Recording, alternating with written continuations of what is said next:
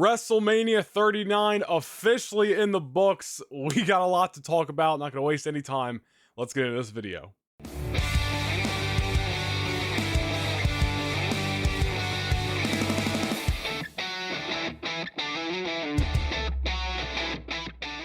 Alrighty guys, you know the drill. If you want to support me, hit the subscribe button down below. Hit the join button down below if you want to become a channel member, receive a couple of exclusive perks. You can also listen to every single video on Apple, Google, Spotify, and more, linked down below. But WrestleMania 39, just getting off the air about a half hour ago, we're going to talk about the entire weekend. We're going to jump around. We're not going to go match by match from, night one all the way till, tonight, the main event and all that stuff. We're going to just be jumping around, giving my overall thoughts. You guys know how I do this review videos if you've watched the channel before. I'm not really a big match by match breakdown guy. I don't think that's my strong suit. I like to talk about results, where they're headed, my favorite moments, and all that jazz. So we're going to jump around a little bit and talk about WrestleMania 39. And I'm probably going to spend the most time talking about, of course, the main event that just got over with. We're going to kick off with this. The undisputed WWE Universal Championship match between Roman Reigns and the American Nightmare, Cody Rhodes. I mean, where do we begin? Before we talk about the result, and I feel very indifferent about the result. I'm not mad. You guys heard in my prediction video, how I felt about the Cody Rhodes Roman Reigns match. And after we just witnessed what we witnessed, I feel very indifferent. I think there's pros, I think there's cons, and the positive is very intrigued to see where we're heading from here. But let's talk about real quick the match itself. First off, the entrances. Cody Rhodes, big fight feel. Awesome entrance jacket. Brody Lee's son at ringside, which brought a freaking tear to my eye. Roman Reigns had an awesome entrance with the pianos, and then just Roman Reigns' typical, God mode entrance. It was just big fight feel. The atmosphere in SoFi Stadium. We've been hyping up this matchup, before it was even announced here on the channel. We were talking about this in November when we were discussing Survivor Series, and in December we were rumoring Royal Rumble stuff. We've been talking about this matchup for months, and to finally see it play out tonight, the atmosphere in SoFi was absolutely incredible. I did not sit down from the time that promo package before the matchup started to literally right now. I've been standing for the last hour and change, just invested. I texted my uncle while we were watching this, and I was like, I feel like I'm about to get in the ring right now. I'm so fired up for this matchup. But it was absolutely awesome, man. This match was professional wrestling. There was a couple things this weekend where I really felt like this is the shit that I love about pro wrestling. And this match was awesome, man. It had a little bit of everything in there, from Solo getting involved the third time, then he gets thrown out. The Usos run in. Kevin Owens and Sami Zayn are there to make the save. Paul Heyman getting involved. Cody near falls. Roman near falls. Awesome announce table bump. Just being invested the entire time, which is what I love. I love being invested in the story. That's my favorite shit about professional wrestling, man. Storylines, atmosphere, they mean more to me than moves. And oh yeah, that was a great match. And oh yeah, that was a great match. That storyline and atmosphere and big fight feel, man. That is what I love about professional wrestling, and that is what we got here tonight in this main event. I got the card pulled up on Wikipedia, so don't forget anything. 34-minute main event, and it honestly flew by, man. I was just standing just right in front of the TV, just like, here we freaking go for this entire matchup, man. And they had me from freaking bell to bell, which is our new No Nation Wrestling podcast, new episode this Wednesday morning. But awesome matchup, man. In my opinion, and we talked about this going in, not everybody's going to agree. That's fine. But as I felt going in is the same way I feel coming out. It was, in my opinion, one of the best WrestleMania main events of all time. Felt like one of the most important WrestleMania main events of all time. One of the big fight feel-ist Mania main events of all time. Certainly, the biggest match in WrestleMania, in the WrestleMania main event in the last decade since WrestleMania 30, and then we can start, trickling back from there. But like, absolutely the best in the last decade. Felt like the biggest WrestleMania main event, excuse me. It had everything going for it, man. This is what I love about pro wrestling. Let's talk about the result. You guys know what happened. Solo Sikoa got thrown out. Paul Heyman distracts the ref. Solo comes back out. Samoan spike to Cody. I believe Roman hit the spear after that. 1, 2, 3. Roman Reigns retains the undisputed Universal Championship. We got a lot to talk about. Like I said, I feel indifferent. I feel there's pros. I feel there's cons. I don't know where I'm going to start. I'm going to jump around to pros and cons. I'm just going to start shooting. That's the best I do. I don't write scripts here. I don't write notes. I just shoot from the hip like freaking Conan at the Hall of Fame. Like, this is how I do things here on the No Nation Wrestling YouTube channel. So we're going to jump around between pros and cons. My biggest con for me, and I talked about this in the prediction video, 1,000 days as undisputed Universal Champion. More specifically, of course, the Universal title, but collectively, the undisputed Universal Champion. 1,000 days to me is just a number. Does it look pretty on WWE records? Yes. Can WWE use that for clout and spew that record everywhere? Oh, we had a champion for 1,000 days for the first time this many years. Oh, Roman Reigns is in this, elite list. This yada yada yada. 1,000 days. It's this big number. Will they do that? Absolutely. That's where they're headed. He's not. If he wasn't going to lose the title here, he's not losing the title before 1,000 days. And I don't know when that day exactly is. I don't even know what 900 something day we're at. So it's going to be sometime, I think, before SummerSlam, but correct me if I'm wrong.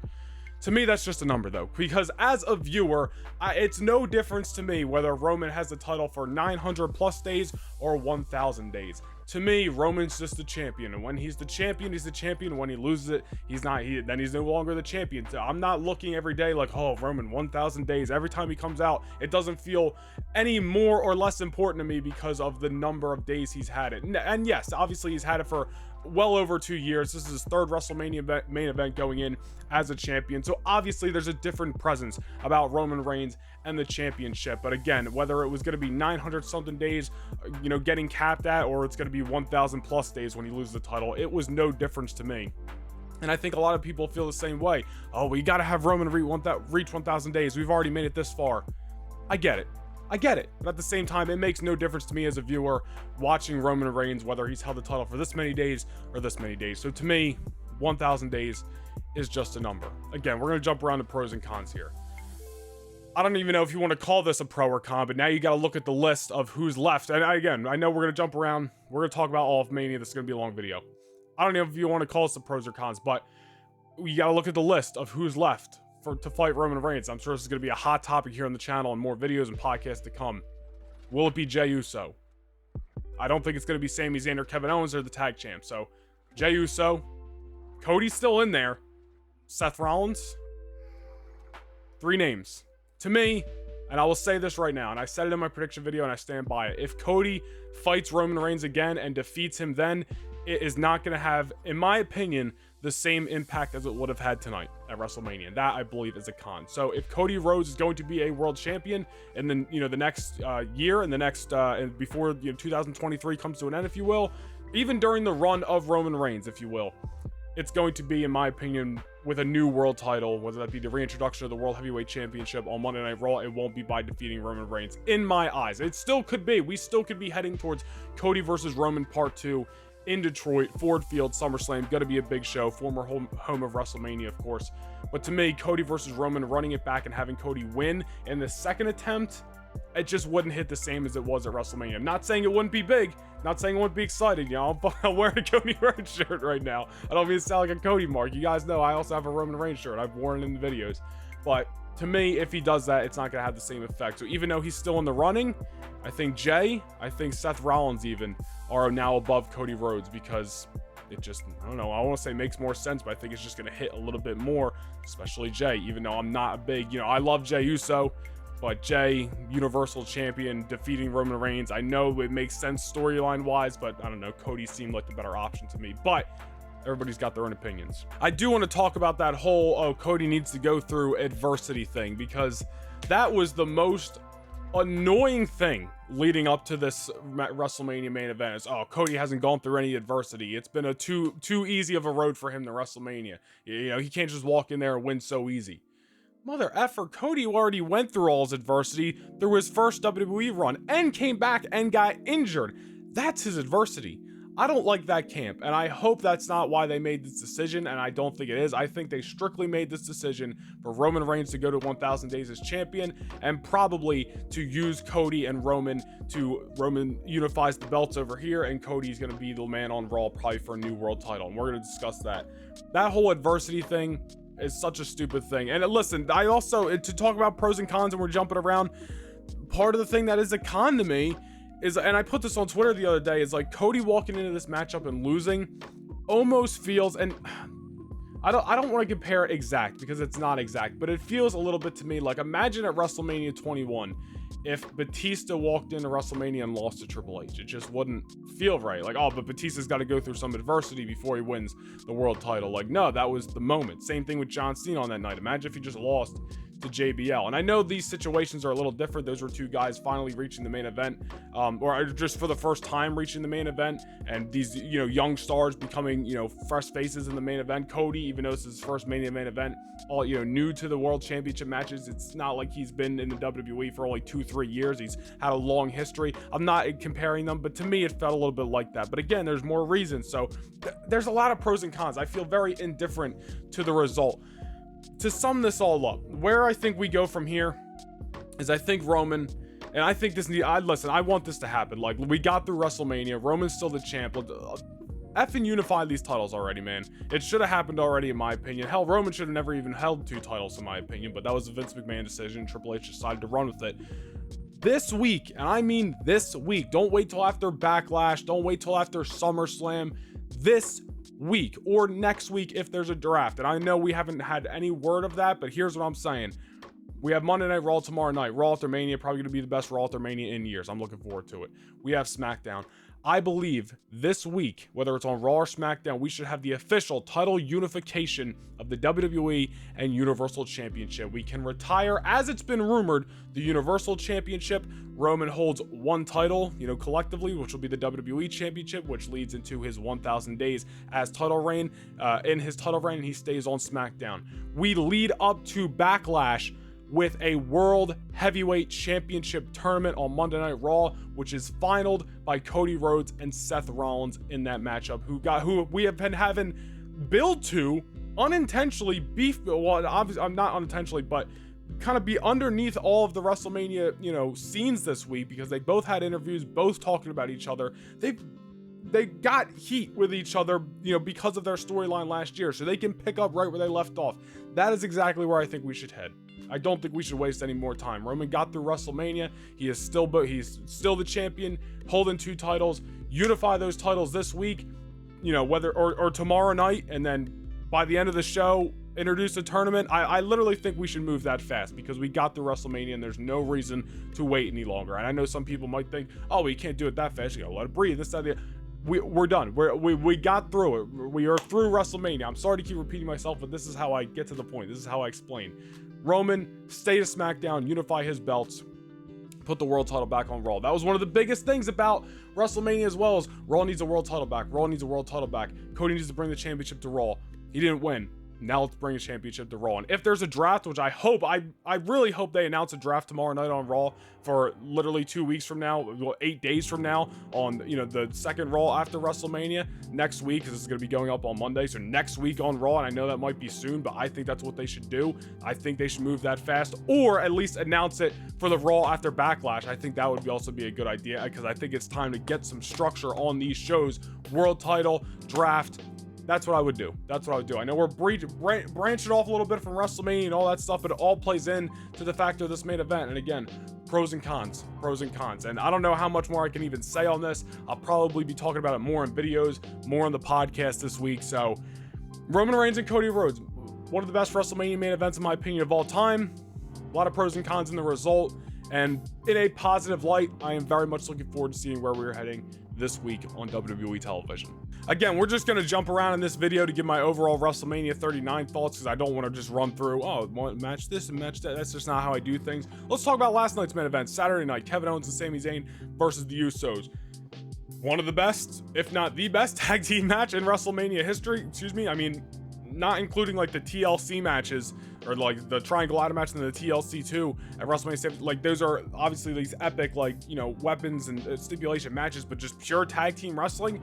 I think this has probably got to be the best one in WrestleMania history, right? Plus it main evented, plus the titles were on the line, plus Kevin Owens and Sami Zayn came out on top in a awesome, very storyline driven, just emotional main event.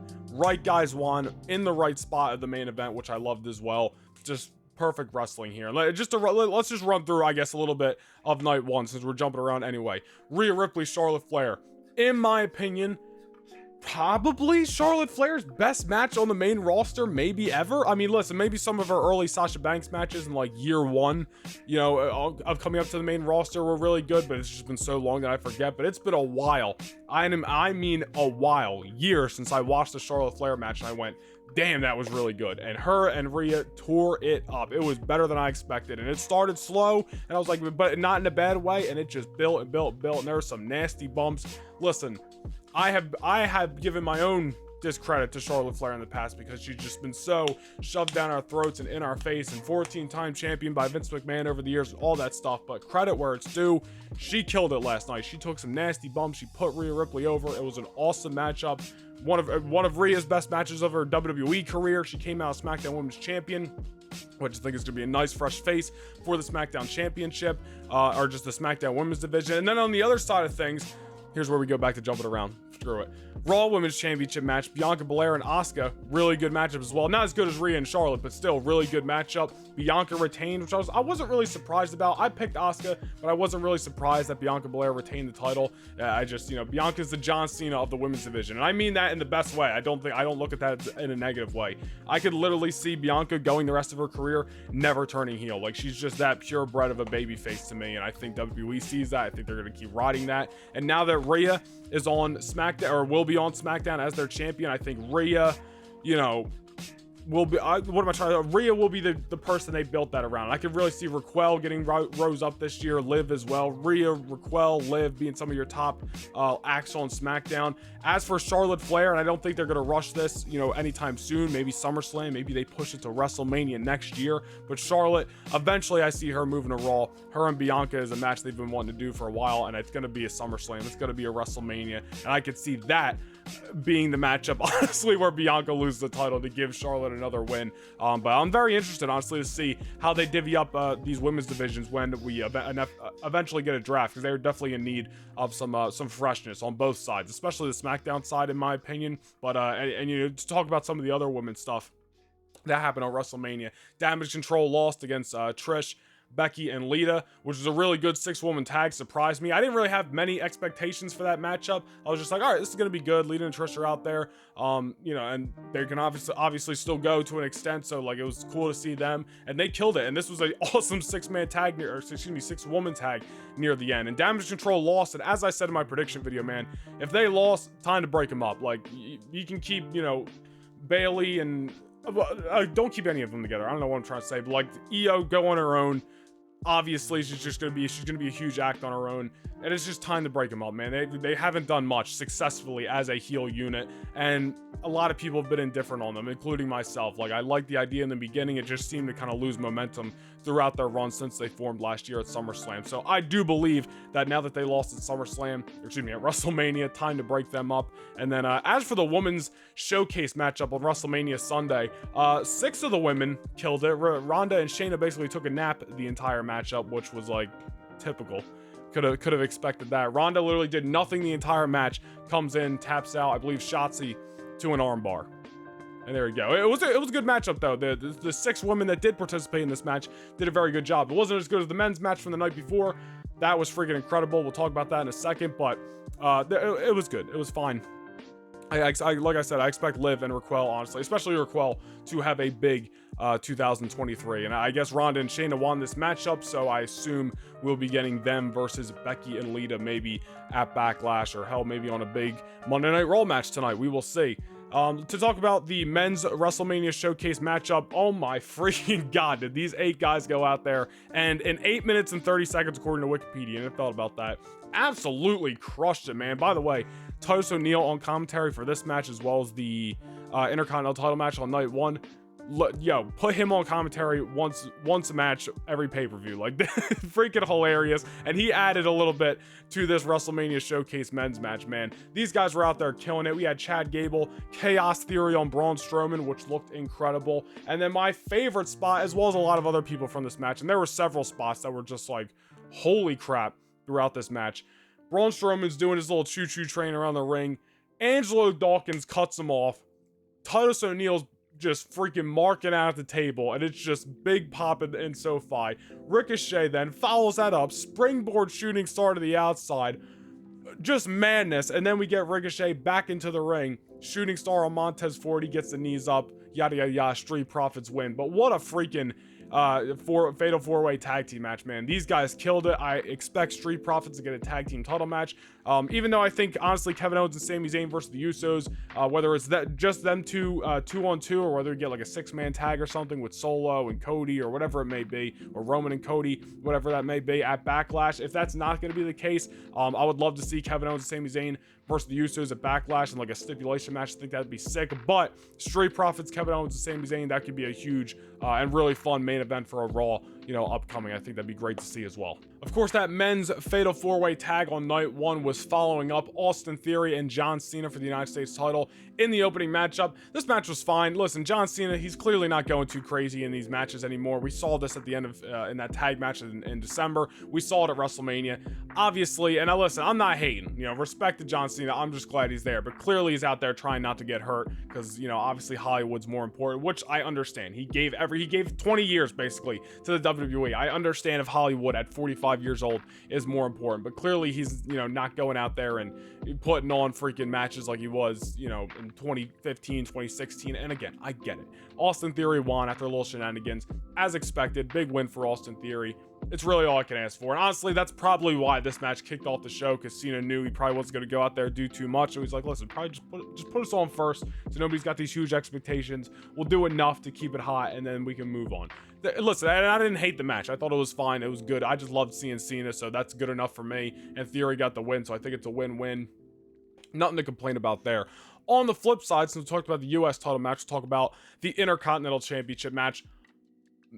It's hard to say what the best match of the weekend was, because there's so many different matches here that gave me different feelings and evoked different emotions for different reasons. But if you just want to talk about a freaking banger, pun intended, look no further than this match, man. Gunther, Sheamus, McIntyre beat the piss out of each other. Just chops, haymakers, claymore, freaking bro kick, the beat to the boundary, and whatever it's called. This match was awesome, man. They absolutely, from the opening bell, were just beating the hell out of each other, as expected. I don't think any of us expected anything less, but they certainly delivered.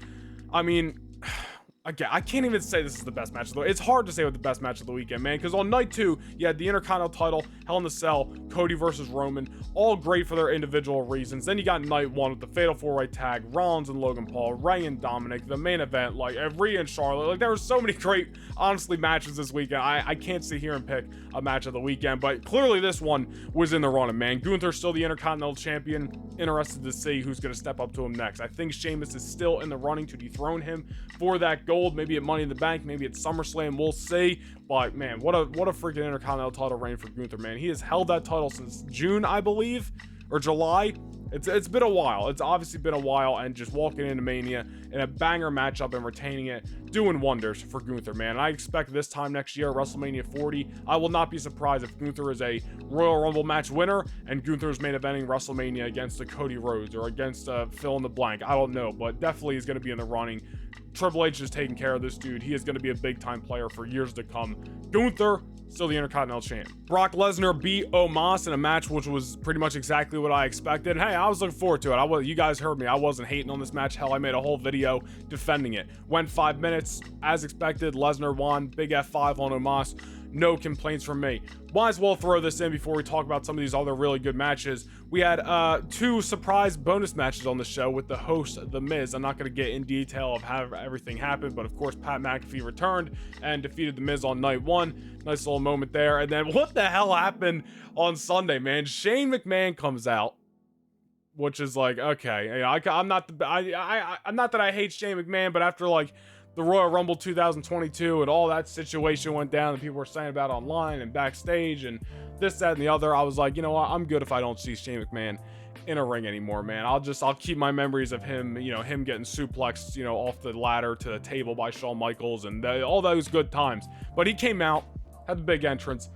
We start this match between him and Miz, impromptu. Snoop Dogg makes it, and this dude blows out his knee or ankle or something, and Snoop Dogg, I guess being the pro he is, calls an audible and just starts wrestling the Miz himself. Little beatdown, does a freaking rock bottom or not a rock bottom, excuse me, people's elbow, and just pins the Miz. It was literally, listen, I feel bad. Like, I hope Shane's okay. I hope there's no serious injuries or anything like that. At the worst, hopefully it's something simple that he can get what am I trying to say, surgery on, and he'll be okay.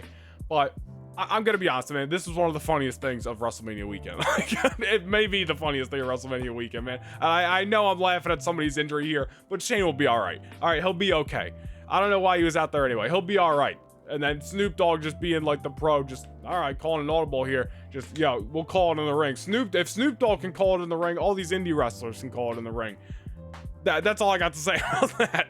What else we got, man? This is a freaking weekend to talk about. Seth Rollins and Logan Paul, as expected, just putting on one of the best matches of the weekend. I predicted it might be the show stealer of the weekend. There's so much other good stuff here that I can't, again, sit here and say what the best match of the weekend was. Like, I'd really have to sit down and start ranking these things, and I'm not doing that right now. But Logan Paul, this dude was made for pro wrestling, man. Like, this dude kills it every time. Excuse me. He is in a WWE ring, and he brings something different, brings something exciting. Seth Rollins, freaking WrestleMania, you know he's going to show out. He's basically the Mr. WrestleMania of the modern era. We got KSI in the Prime bottle out there, which was freaking hilarious. Seth Rollins, pulls KSI in, who's in the Prime bottle. I got some Prime over there, by the way.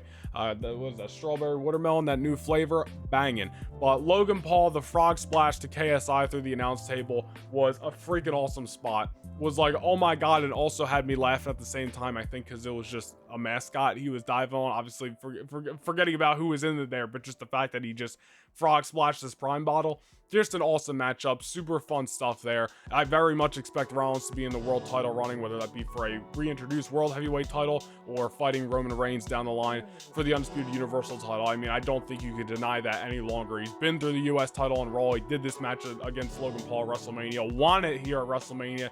There's the logical step for Seth Rollins next is to be competing for a world heavyweight championship, and there was a rumored main event of Rollins versus Cody versus Roman triple threat at Backlash. We'll see if that happens, but can very much see us heading in that direction, or just Rollins and Cody threw that idea, out earlier, and maybe a tournament final, which would make sense. Not to go back on that, but you guys remember, like, right before the Royal Rumble, that idea was floating around online that we might get a unification after the Royal Rumble and then a tournament leading up to WrestleMania to crown a new world champion. That was legitimately a rumor, and a legit rumor going around online before the Royal Rumble, and then obviously it fizzled out, but it's even more potential now that we've gotten through WrestleMania. But I don't know, remains to be seen what's going to happen there.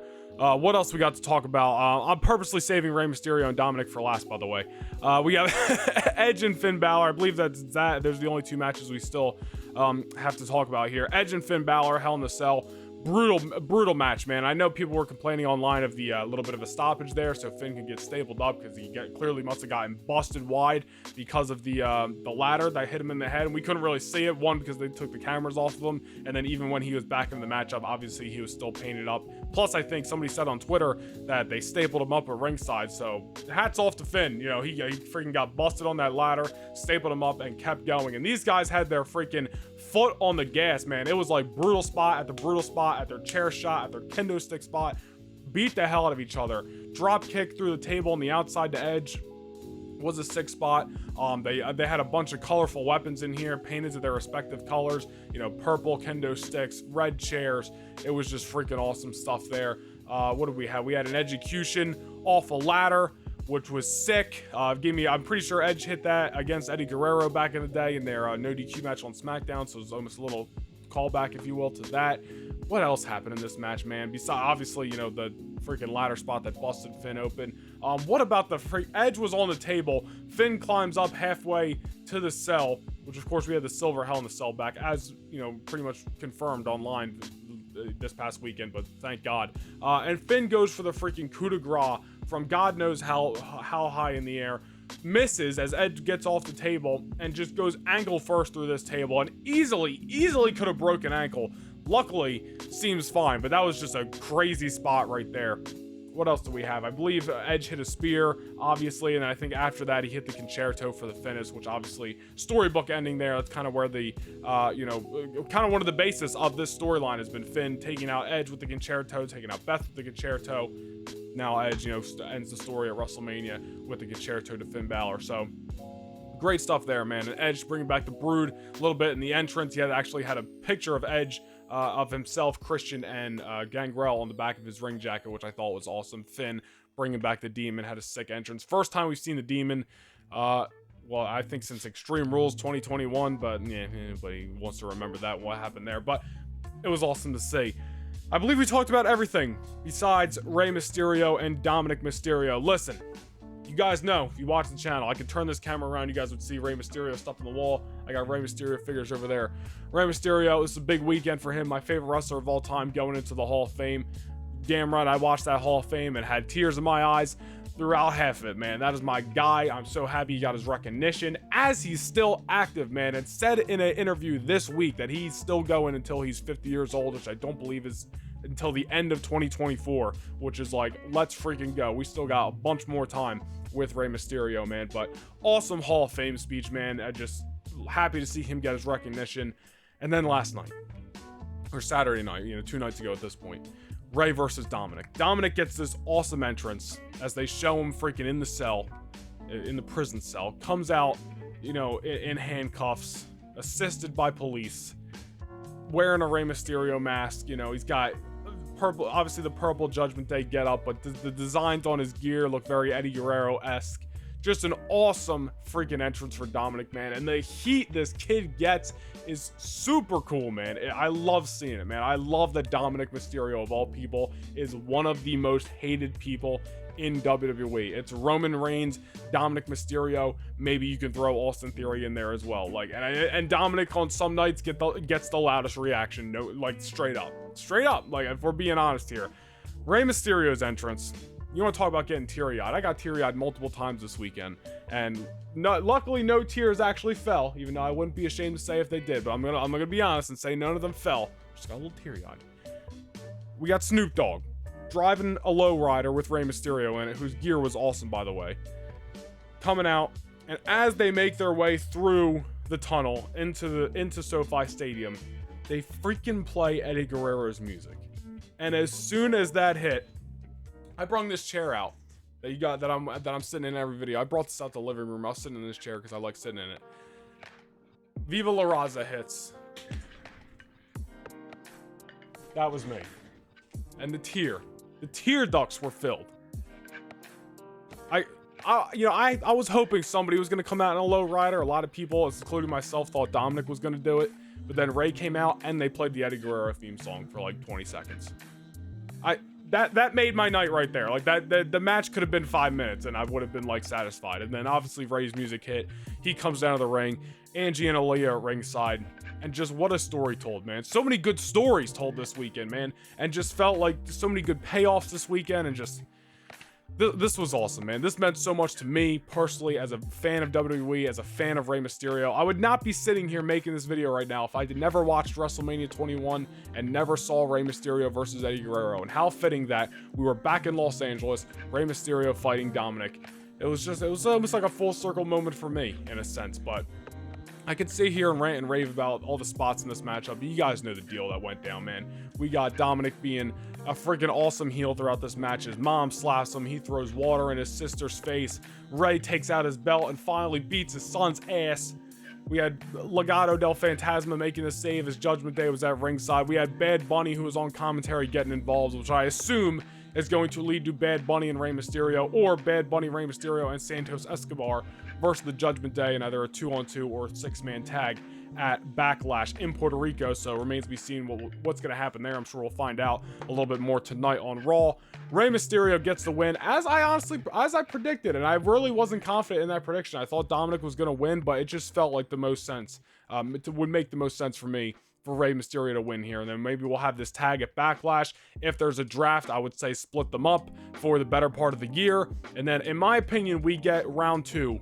Like, literally, this is what I would do. And maybe you don't have to wait this whole time. Maybe you just move on after SummerSlam. Like, maybe you do the rematch at SummerSlam, Dominik wins, you move on after that. But what I would do is have that tag match, which was most likely going to happen at Backlash, and I would split these guys up for the rest of the year. I'd send Judgment Day to SmackDown, since Rhea is obviously going to be ruling as the champ. Rey Mysterio and Legado, LWO, which we didn't even talk about, reforming on SmackDown. Latino World Order, I would send them to Monday Night Raw.